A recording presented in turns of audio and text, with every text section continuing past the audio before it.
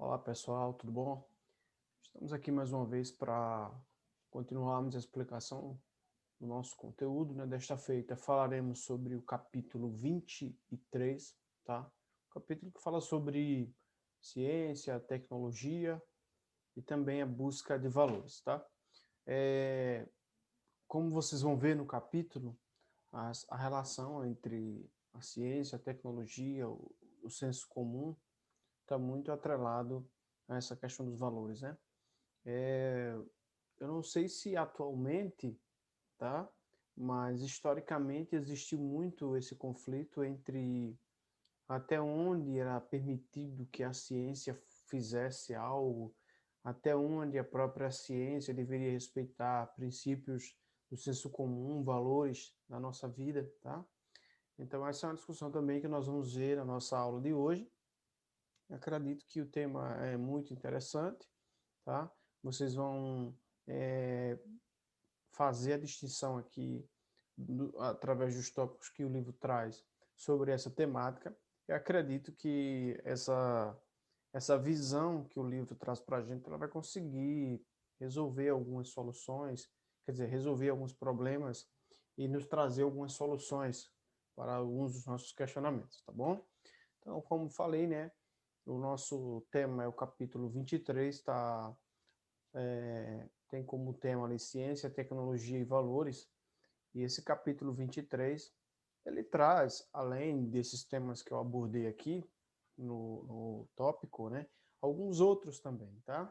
Então vocês vão ver quando vocês olharem os tópicos do livro, que o livro aborda mais algumas coisas, mas como a nossa temática nos requer um pouco de sistematização, né, de concisão, de nós enxugarmos o tempo para que caiba dentro do nosso método de trabalho, eu decidi e optei por trazer aqui os principais pontos do capítulo 23 para ser discutido, por todos nós, tá bom?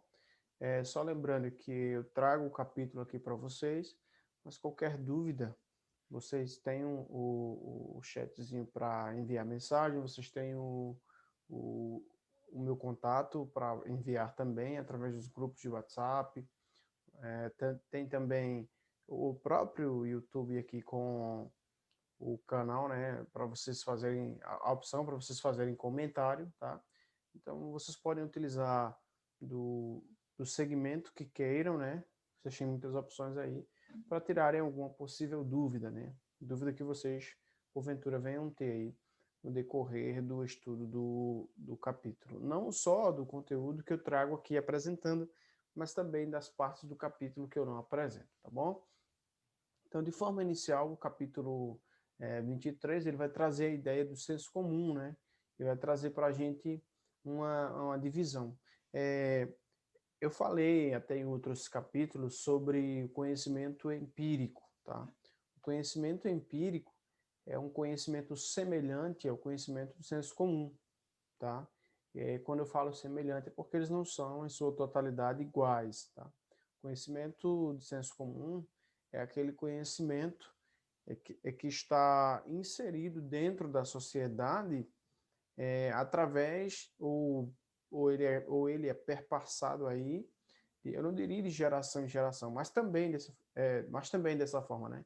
Mas ele é transmitido entre amigos, entre pessoas, entre comunidades, entre sociedades, entre diferentes tipos de culturas, tá? Esse seria o conhecimento do senso comum. Uma prova, uma característica do conhecimento do senso comum é que é um conhecimento fatorial, né? É um conhecimento factível, é um conhecimento presente, é um conhecimento em que não há associação, ao menos nesse primeiro momento, com a ciência, tá? Então é como se fosse um conhecimento produzido pelo próprio homem através de algumas de suas experiências, tá? Então o homem vai tendo algumas experiências, experiências do senso comum, do dia a dia, tá? E aí esses experimentos e essas experiências vão fazendo com que ele promova e crie esse conhecimento que a gente chama ali de senso comum, tá? Então, o senso comum, até pela própria definição mesmo, quando a gente fala em comum, né, porque é algo que é natural, é algo que é existente, é algo que se sobressai entre diversos indivíduos, tá? E aí dissenso vem de uma determinada catalogação. Então, tem-se a ideia ali de que fazendo uma pesquisa, né, em diversos indivíduos, sabe-se que existe aquele conhecimento presente em determinadas sociedades, por isso senso comum, ou em distintas pessoas, tá? Senso comum vem dessa vertente etimológica também, tá bom? Além depois de definir o que seria esse conhecimento do senso comum, né, aquela coisa mais empírica, mais da experiência, o capítulo 23 ele traz para a gente a distinção entre ciência e senso comum, né? Qual que é a maior diferença? Né? A ciência, ela, como vocês sabem, ela vem carregada ali de princípios que comprovam as suas experiências, tá? Já o senso comum não, é um conhecimento produzido exclusivamente através da experiência e descabido, desprovido, melhor dizendo, não descabido, desprovido da ciência, de uma comprovação científica, tá? A ciência, como vocês sabem, ela produz conhecimento através de comprovações e para isso ela o faz em diversas vezes e através de diversas etapas. Já o senso comum, não, né? O senso comum é aquele conhecimento em que eu, através dos meus sentidos, né? Através de minhas sensações, eu consigo descobrir, perceber algumas outras coisas, eu consigo revelar, eu consigo induzir, eu consigo deduzir algumas outras coisas através de minhas experiências sensitivas, ok? Então esse talvez seja um dos principais pontos do conhecimento de senso comum o grande ponto que diverge ali da ciência, porque a ciência ela não vai se basear jamais em dados da experiência, ao menos até hoje, né? Isso não é comprovado. Não existe ali um acervo de experiência que traga uma comprovação para algo científico. A ciência ela vai procurar seus métodos científicos, as comprovações racionais para tentar aprovar ou reprovar uma determinada descoberta ou experiência, tá bom? A própria ciência ela traz alguns pontos ali relacionados ao estudo da ciência em si, tá? Então a ciência ela traz uma produção de conhecimento particular, tá bom? Porque quando a gente fala em senso comum, a gente fala em algo que é comum entre diversos indivíduos, tá? Algo que pode ser sentido, percebido por diversos indivíduos, tá? Mas o conhecimento particular, isso é típico da ciência, né? Uma das características da ciência, ele é, como o próprio nome diz, ele é produzido por um só indivíduo. Ele eu não diria produzido, né? Mas ele tem a sua fase inicial através de um único indivíduo. Esse conhecimento científico, ele também é fragmentado, porque para se chegar a uma determinada comprovação científica, é como se fosse um passo a passo ali que vocês estão vendo.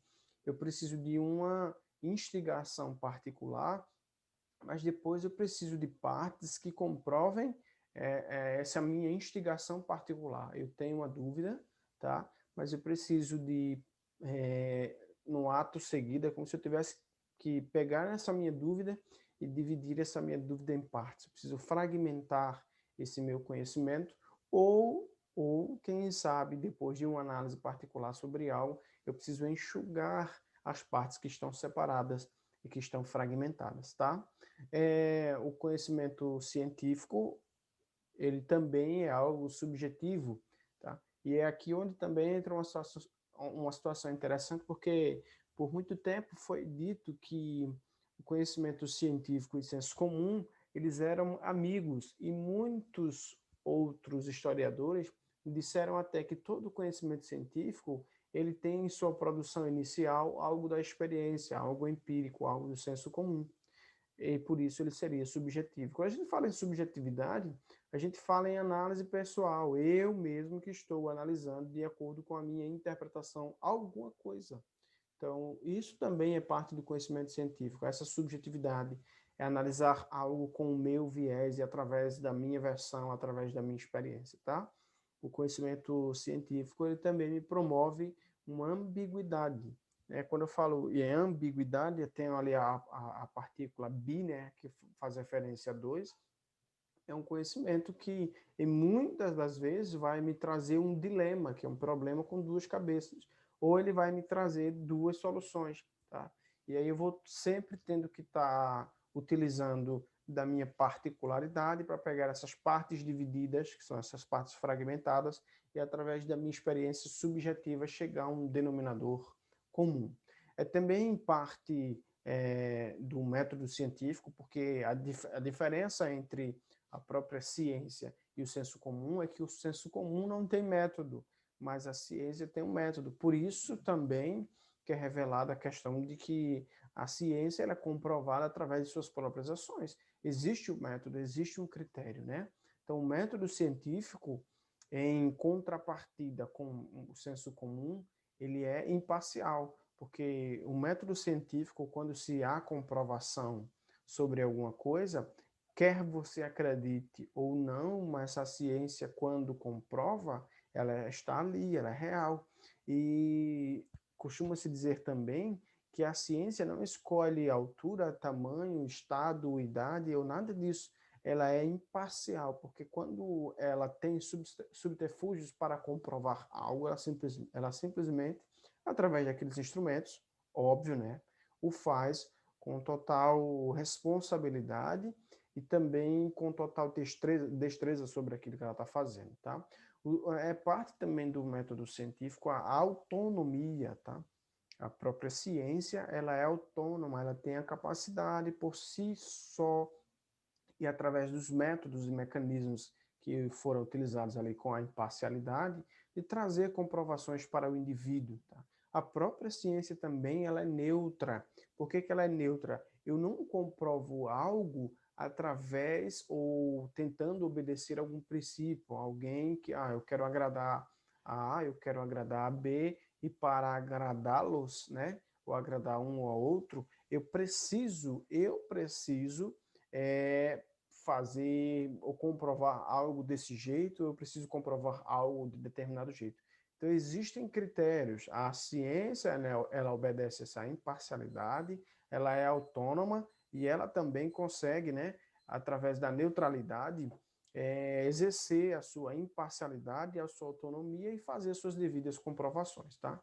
Para finalizar, nós temos ali algo que é atrelado ao método científico, né? É quando a gente percebe que a própria ciência ela está para comprovar, como também está para obedecer valores éticos e políticos. Mas eu não falo político dessa politicagem, assim, que eu colocaria, se é um termo que eu posso colocar aqui, né? Politicagem que a gente vê, ou a política exercida na comprovação ou na instituição de novos gestores, né, na criação de novos gestores. Mas é o nosso movimento político social, quando Aristóteles define que o homem é um animal político, né, zoom politikon, é que a ciência ela promove indivíduos capazes de estar mais à frente de outros indivíduos através de sua capacidade cognitiva ou não, tá? Então, a ciência também é responsável por valores éticos e por valores políticos, porque existem descobertas que precisam obedecer mecanismos técnicos para serem publicadas, para serem avaliadas, para serem comprovadas e assim sucessivamente. Uma prova disso é que o nosso atual momento agora mesmo exige, mesmo com diversas descobertas, mesmo com diversas vontades sobre algumas coisas, que nós tenhamos cautela e respeito da própria ciência. A gente está vendo muito isso. A ciência, mesmo com tantas descobertas, respeitando alguns critérios e todas as etapas dos valores éticos e valores políticos, tá? Quando a gente fala em valor ético, é um valor que faz referência à nossa vida. Então, a ciência obedecendo ao princípio da vida para tentar nos trazer algo que seja ou quer seja ou não seja comprovado, tá bom, gente? Então, assim, foi um pouco do capítulo que eu pude trazer para vocês. Continuamos com a mesma dinâmica, né? Na próxima aula eu vou trazer uma tarefa sobre essa atividade para vocês. Tá? É importante que vocês definam o que é senso comum, a distinção entre ciência e senso comum, e também sobre os valores atrelados, né, ao método, os valores que a ciência utiliza para obedecer a nossa vida, para também, obedecendo esses valores, nos trazer as comprovações devidas, mas com respeito, com cautela e principalmente com muita seriedade. Um forte abraço para vocês.